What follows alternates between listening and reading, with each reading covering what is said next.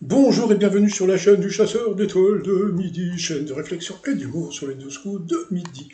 Jean-Luc Reichmann, on dirait qu'il fait des mèches. Ça lui vient bien comme ça, hein. Bon, le maître de midi était là avec un nouveau copain qui s'appelle Maxime, un nouveau copain qui a 5 doigts. Attendez, je rencontre, oui, bien ça. Sa chérie était derrière. Le coup d'envoi la première question, selon les paroles de Voyage, Voyage de Désirless, il faut aller plus loin que la nuit et le jour. Ensuite, vous aviez Alban qui était venu avec son fifi en visio. Quel objet qu'il posait depuis l'enfance, le roi Charles III emmène-t-il toujours en voyage? C'était son ours en peluche. Mignon.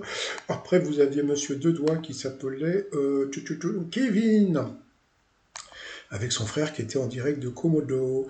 Alors, d'après la journaliste australienne Kristen Driscoll, a-t-elle, pourquoi surtout a-t-elle appelé son bébé Vive la méthamphétamine? Eh bien, c'est pour voir si ça marchait, et ça a marché. Ensuite, vous aviez Laurine, qui était en famille, voilà, avec le monsieur, qui était très rigolo, avec le chapeau du Père Noël et les oreilles. Qu'ont déjà découvert 21% des personnes ayant fouillé dans le smartphone de leur moitié? Eh bien, c'était des contacts avec leur ex.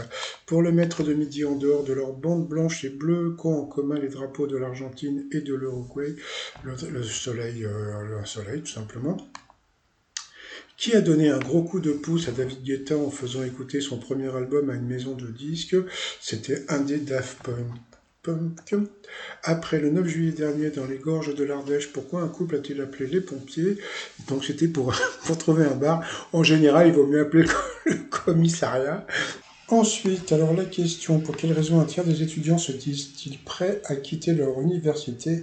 C'était à cause de la mauvaise empreinte carbone. Donc sur cette mauvaise réponse, eh bien, elle est passée au rouge. Qui dit rouge dit gueule. Bah, pourtant, c'est elle qui est passée au rouge, mais ils ont mis Alban à la place en photo. Bon, c'est pas grave, hein. Donc face à Kevin, et donc la question était, c'était évident, hein, quelque part. Dans les années 80, à qui Jean-Jacques Goldman a-t-il proposé d'enregistrer la chanson L'Envie qu'il venait juste d'écrire? Donc lui, il est parti directement sur John Hallyday, mais bon, tout le monde savait que c'était pas c'était sûrement un truc tordu. À ce moment-là, Jean-Luc Reichmann, il a posé la question au maître de midi, qui lui a dit, bah moi j'aurais pas dit ça, sauf qu'il a pas dit lequel.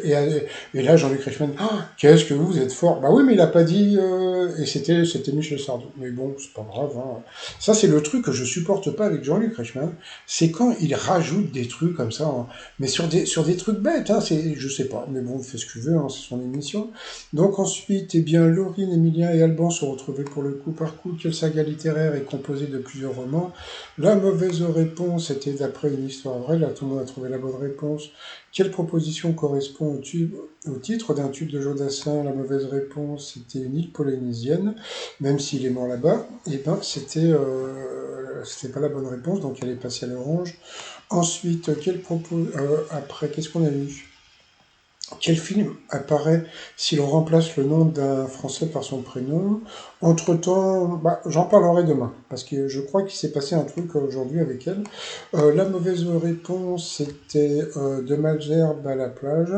Voilà, donc là, tout le monde a trouvé la bonne réponse. Après, pour skier sur le territoire de l'Union européenne, sur quelle chaîne de montagne peut-on se rendre? La mauvaise réponse était l'Oural.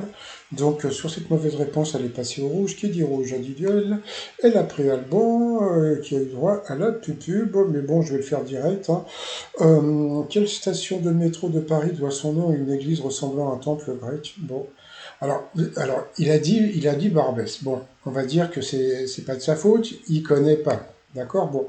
Sauf que bon, il y a un truc qu'il faut savoir, il y a quand même une personne un tout petit peu connue qui a eu droit à des obsèques à la Madeleine, hein, c'est un certain Jean-Philippe Smet, un certain John Hallyday.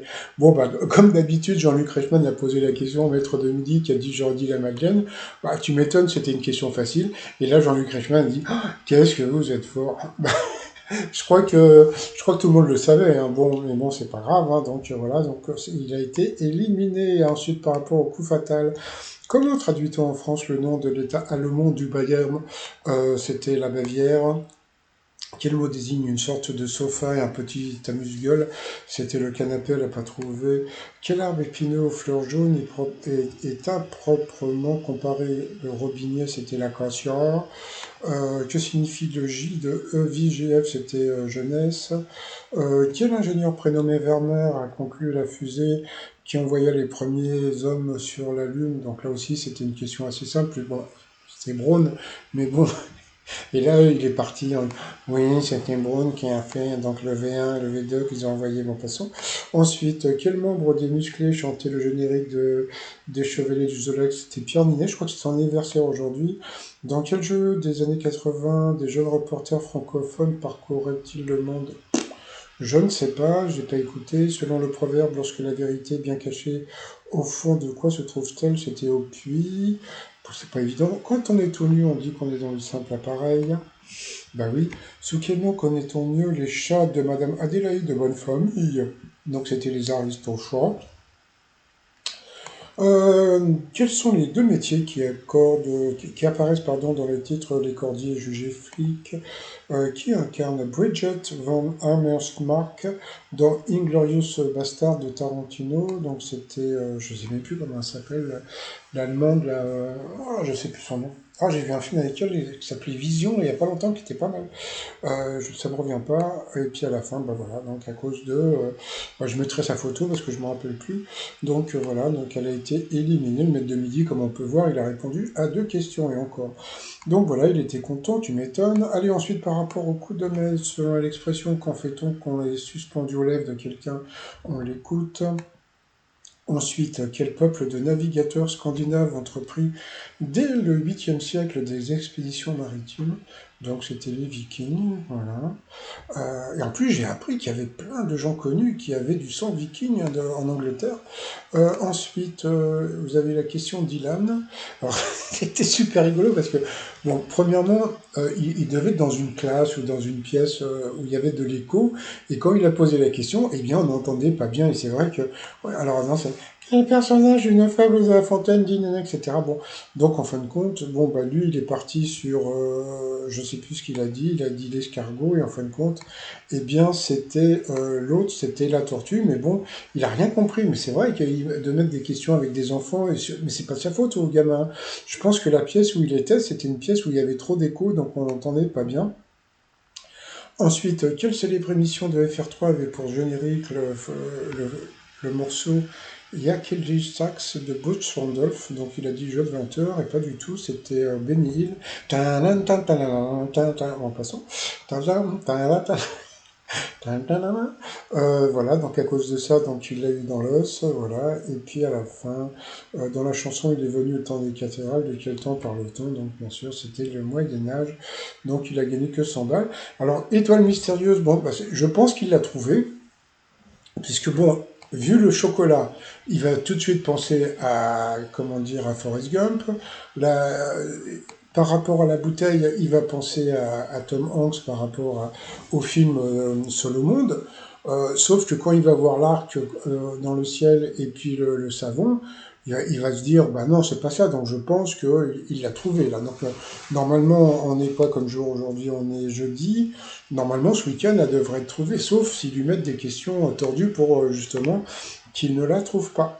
Bon, bah sinon, bon, bah c'est toujours pour moi, hein, attention, mais ça se trouve, c'est même pas elle, hein, vous allez rire. Hein. Donc pour moi, c'est la nana, la l'ex de Sean Penn, voilà, Robin Wright. Et puis sinon, bah, je vais vous souhaiter une agréable journée. Je vous dis à demain, portez-vous bien. Et surtout, portez-vous, bye bye.